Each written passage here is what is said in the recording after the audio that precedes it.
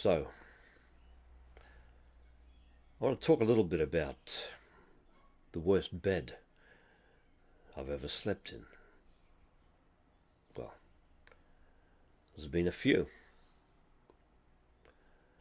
Oh, I'll call myself Will for tonight. I mean, some people know me as Will, and you can see the lighting's not real great, and I guess that's the way I want it. So, I'm an actor. I've got to think about things. So, yeah, the worst bed I ever slept in. Yeah. You know, it wasn't just the bed. It was the worst bed I've ever slept in. But it wasn't just the bed that made it really bad. It was not just what it did to my body, but what it did to my head. So if I go back to 1990, I'd been transported to a place in Brisbane called Bogger Road.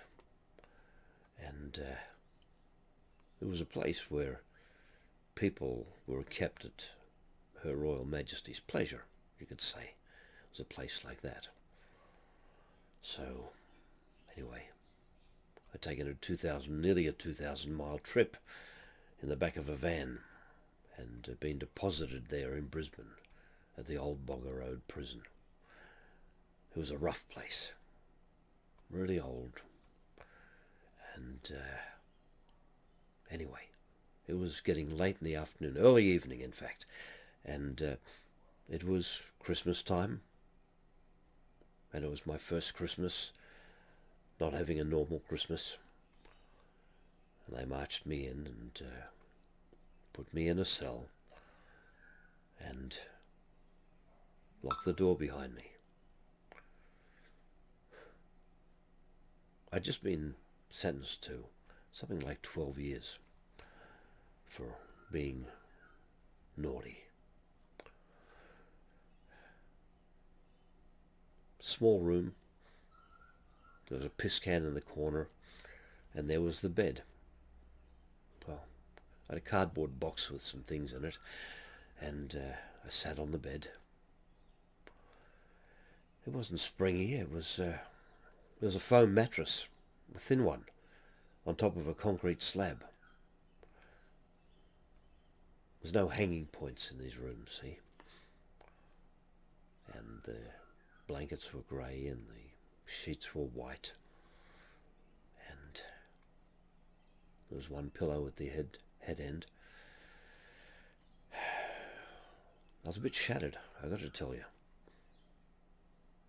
I was already a bit old when it happened. And then it's like 12 years. 12 years! 12 years on a bed like this. And it was a horrible bed.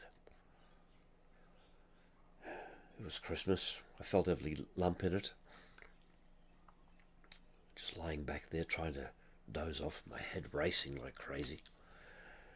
And then I heard something outside. It wasn't Christmas noises.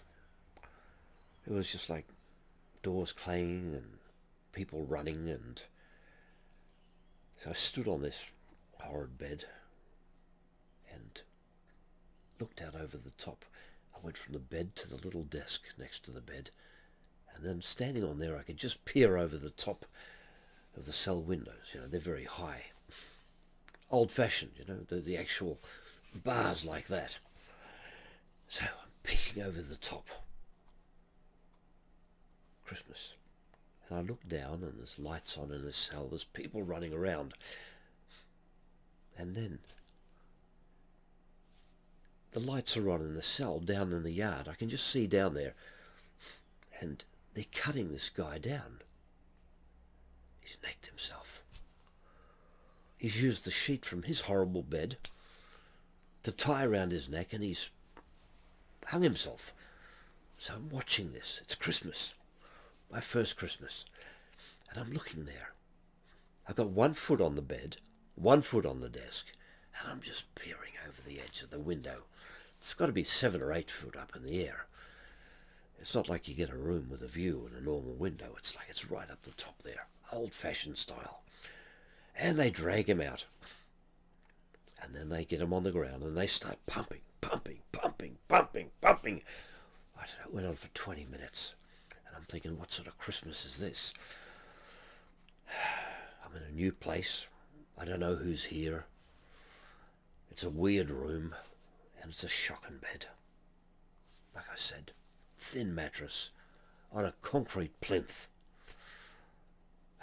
Anyway, I'm watching this and I'm thinking, holy hell, is this going to be it for the next 12 years? Anyway, some ambulance people came, they put him on a trolley and they dragged him out. And I'm just left looking out the window, and I've climbed down off the desk onto the bed. I've laid down and I thought, oh, this is going to be such a long wait. How long is it going to take before this is over? I'm lying on the bed thinking about this. There's no lights on. There's a bucket in the corner for me to piss in. Oh, did I have a bottle of water? There's nothing in them. There's nothing in these rooms. These are old-fashioned. These are from the 1900s. I'm lying on the bed and I'm rolling and I'm moving, and I get up. I can't get comfortable. I pull the sheets back and there's this filthy slab of sponge, and there's a ball in there, a kind of a knot. It's been irritating me. I've been trying to. It's hard enough getting to sleep in a new place without this. There's something in my. Anyway, I've poked around in this mattress, and underneath there was a hole, and in there was like a ball of paper. That's what had been keeping me awake. I mean, not just that, the whole headspace, what happened in the yard, looking out through the window, the guy hanging, the new room, the foul bed. I mean, I couldn't see much, but there was a bit of light coming up through the cell bars, through the window there. And it was filthy. It was stained. They don't care. In the end, you don't care either. Anyway, I've poked around, I've dug out this ball and I've opened it up.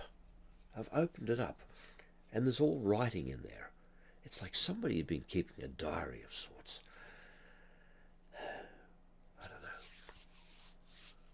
I don't know. It's such an old prison.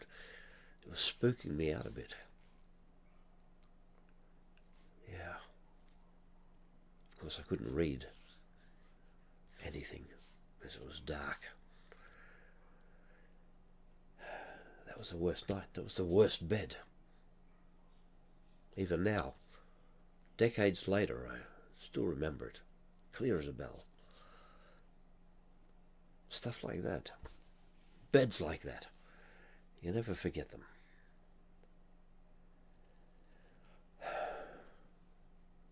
Yeah. Anyway, I got shit to do, so catch you later. That's my story about a foul bed.